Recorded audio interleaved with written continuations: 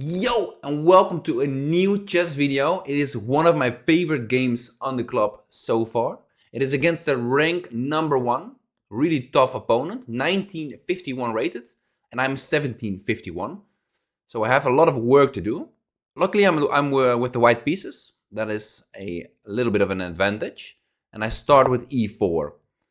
And there goes my advantage because normally I play d4 and now I decided to play e4. D4 is for me a little bit boring in the end because I played it so much and so often I have to switch it off and I'm playing e4. E4 is, I'm getting a lot of good games with e4. Also a lot of good losses with e4. But that's part of the game when you're learning a new opening. And he started with a Sicilian. I didn't know what he was planning to do. However, I was just playing my normal stuff. And I was hoping he was going for the Taimanov, which is this very beautiful opening. I'm playing that with the black pieces. However, he surprised me with a6. And a6 is the count variation. And the count variation is a little bit more solid, in my opinion. It's not really aggressive. You can play, for example, bishop to d3. Don't forget that your knight is hanging, so might as well kick it away. Bishop e7 or bishop a6 and having a beautiful diagonal on the king. But I didn't know a lot of theory about the count variation. Now I do know a bit more. However, I really wanted to castle queenside, and I'm really trying to get to this position. So bishop e3, I was anticipating b4. I can just move my knight, which is great. Queen c7, a really good move. Queen d2. And f3 is a little bit multifunctional move, because after knight f6, for example, you can already start with g4. And now you cannot take because of f3. And f3 is a really nice move. I try to play it all the time. So now it's time to castle, because e5 is solidified. b4. Little bit aggressive, b4, knight a4, and d5. And d5 is it's theory, it's a great move. However, it is already giving me a difficult choice, because if I take, this is not really great for you. This is absolutely not great, because it's already eyeballing a knight and the outpost is really strong. So bishop d3 to go here, maybe. I'm not even sure. The engine prefers this move. However, he can always take, and then my bishop is a little bit bad placed. Doing nothing is also not ideal, because you will get an isolated pawn. So there's a choice to go for e5. And now you have to calculate a little bit, because can you take this pawn or not? However, the answer is no, you cannot, because the queen cannot go back, and now it's a little bit in a box, right?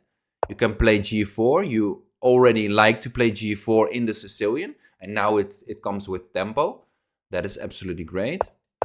Now you lose the queen, so the best move is queen to g6, bishop to d3, and now you can see it's trapped. However, a little bit creative, you can give up your knight, and now it's a little bit free. You can go, for example, back. You can move all the things, but now you win a piece and it's all good in the hood. However, it's for 2 pawns, so the knight for 2 pawns. It's still, you have to do a lot of work. However, he saw this and he went for knight f to d7. It's attacking the pawn twice now with the queen, so you have to play f4, and now you have a little bit of a structure I'm not really happy about, because the pawn push is not there yet. g4, it's hanging. It is a little bit stuck in the center. So now black will attack on the queen side, I will attack on the king side, and we will see who is faster. Now there's a little bit of a problem, because if I play king b1, this knight has some sort of problem, because you can take, and then bishop play to c6. And you're attacking it. I have to defend, and you can just mess up my pawn structure. And it's -2 for black. You can prevent that by playing f3, knight f3. And then it's quite a funny move. However, it's more of an engine move for me. I played b3, and now the same sequence. However, I can escape with my knight. And you have a5, you have a little bit of an attack. However, I can defend this quite easily. Because if you're going to take, I'm going to take with a pawn and probably move the knight and defend with a queen. Bishop e7, and I played g4. I was trying to go for an attack. It was really hard to find a good move. Bishop f2 is a good move. Knight f3 still with the same idea. However, I played g4, and he surprised me a little bit with h5. And I didn't know what to expect from this move. However, my theory is that this pawn structure is really solid, and this is quite weak. This is weak and this is weak.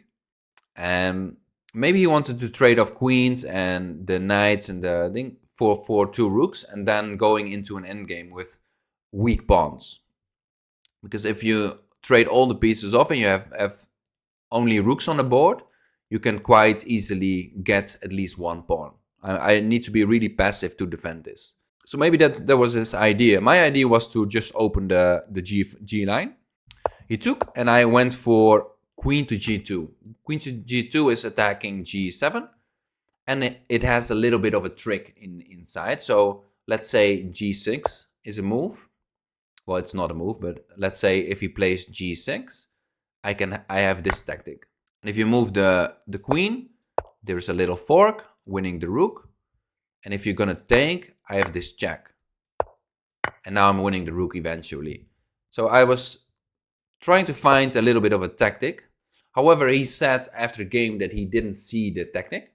However, his instinct, because he's a 1950 player, his instinct was to take this knight. And now it's quite funny, the tactic is completely gone. However, I'm still attacking g7.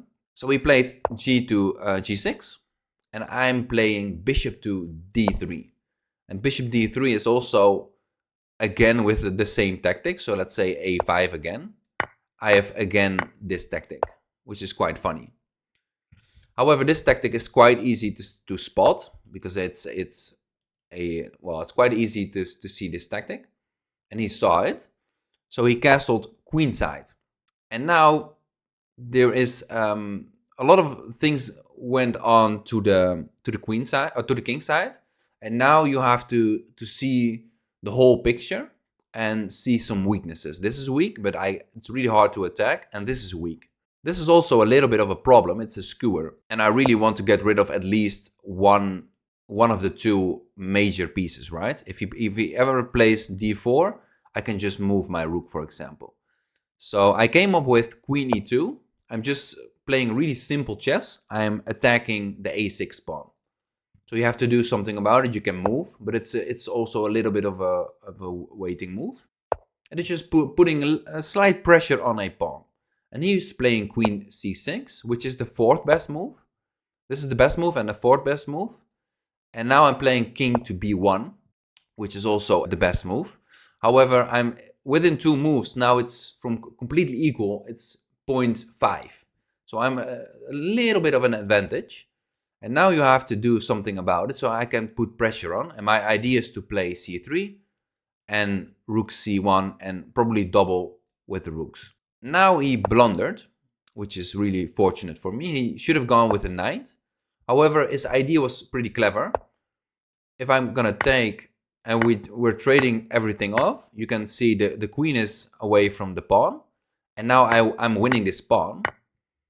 However, the king can just escape and defend all the pawns.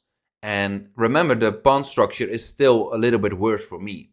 So it's really bad to go for this endgame, because he can double up maybe, he can go for this. I have to trade queens, for example, and he can go into this endgame he wanted. He's a pawn down, but if he can win this pawn, he can also win both pawns. He can double and attack this, then he can go here. I am really passive right here. So I saw that in the game, and I thought, I'm not going to take here. I'm going to play c3 immediately. That's my idea. If I'm going to take here, well, I'm going to take first. So he took the bishop, which is also all on light square. So trading off that bishop is not that bad. Now he took the pawn, and now rook c1. A rook takes c3 will come with the tempo. So I took, and now he has to move the queen. And now my little bit of a master plan, in my opinion, at least I thought it was a master plan. I'm doubling the rooks and I'm just abandon this pawn. I don't need this pawn anymore. It's a weakness, and if you want to take it, you can take it. However, I have also a little bit of a trick in mind, because I will probably go here and put a queen here, and it's a little bit of a slow plan, because he has a lot of defenders towards his king, and I'm probably not gonna mate him anytime soon. However, he took this pawn, and now you can pause the video if you would like. There is a little bit of a combo how I can win at least the exchange. So if you have found it, congratulations. It is bishop to g1. It's attacking this rook.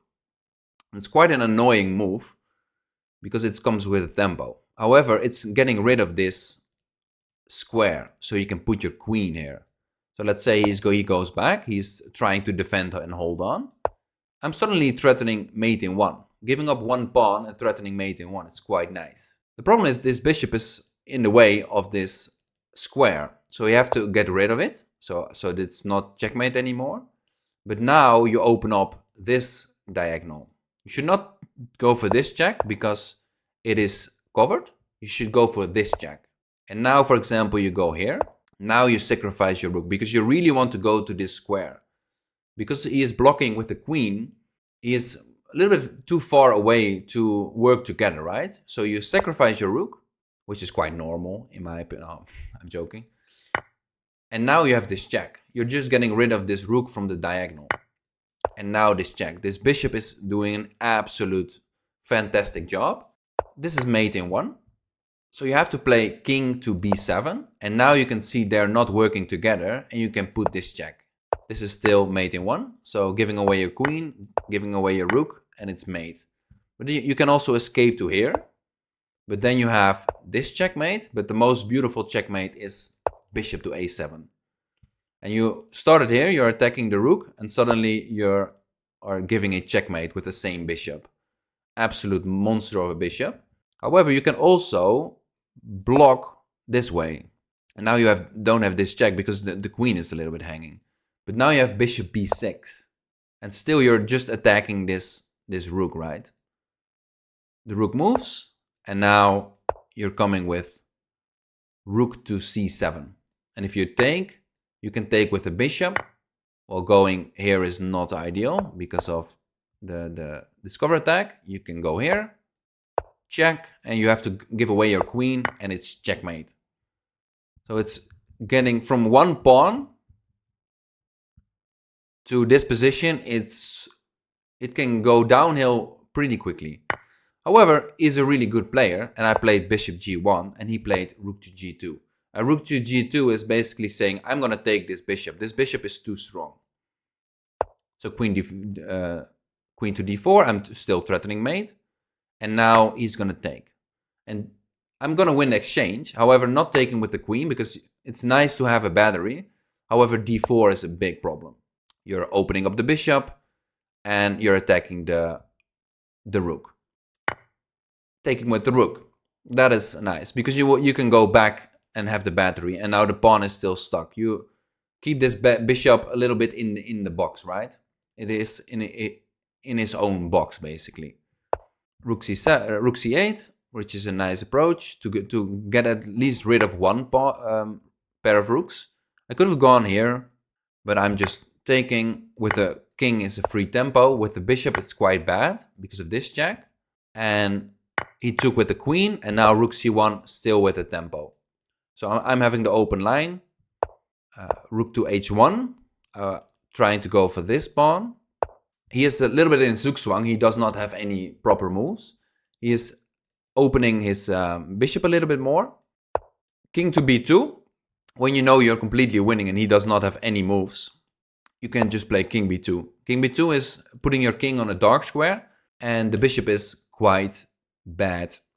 He does not have any checks anymore because of the king move.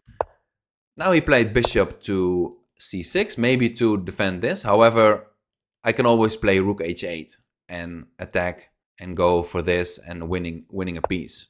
Oh. However, I really want to go activate my queen, right? However, he can always play d4, d3, and suddenly I'm defending it against a passer. But now it's a great move, because if you're gonna do this, you're gonna lose the bishop. So d4 is not a move anymore. King b7 to defend, and now I'm abandoning this plan. I'm just going back. I'm just gonna attack it twice.